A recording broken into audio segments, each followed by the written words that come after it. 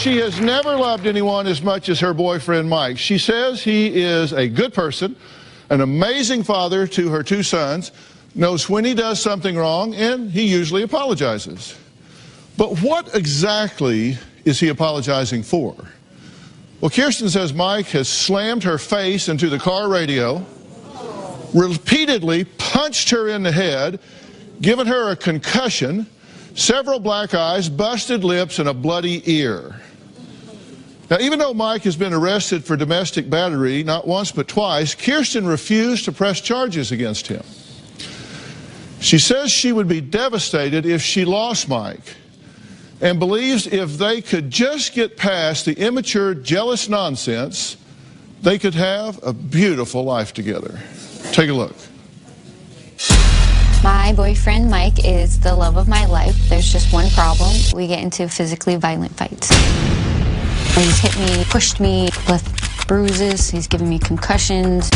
When I was 6 months pregnant, he shoved me and ended up twisting my arm behind my back. I literally felt like he was going to break it. He hit me. Like, that's a problem. Last Valentine's Day, I was holding my son, and he just started punching me in the head. I dropped to the floor, cradling my 3-month-old. I had a gnarly knot on the side of my face, black eye. My earlobe was bleeding and welt on the back of my head. I did call the cops only because my friend's mother forced me to.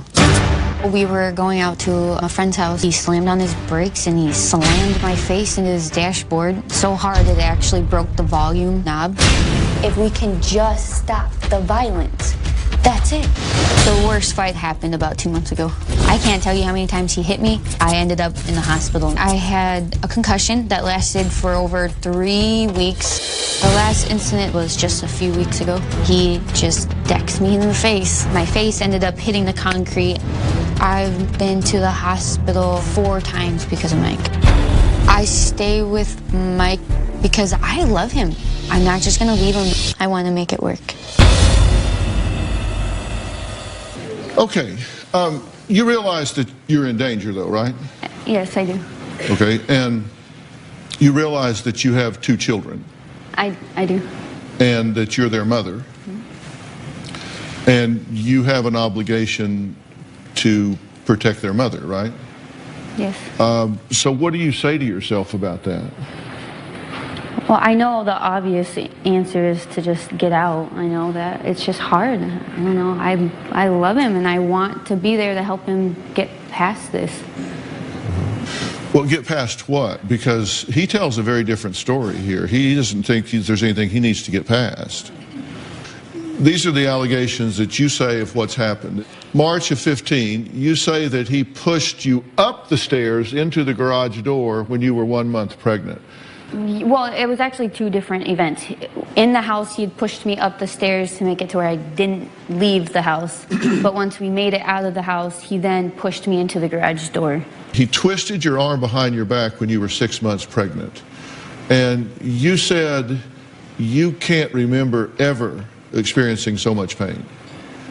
I don't remember what he was going for, but I was trying to stop him from something, and he ended up grabbing my arm, twisting it behind my back, and just lifting up, and just, I don't know. Do you think he was going to break your arm?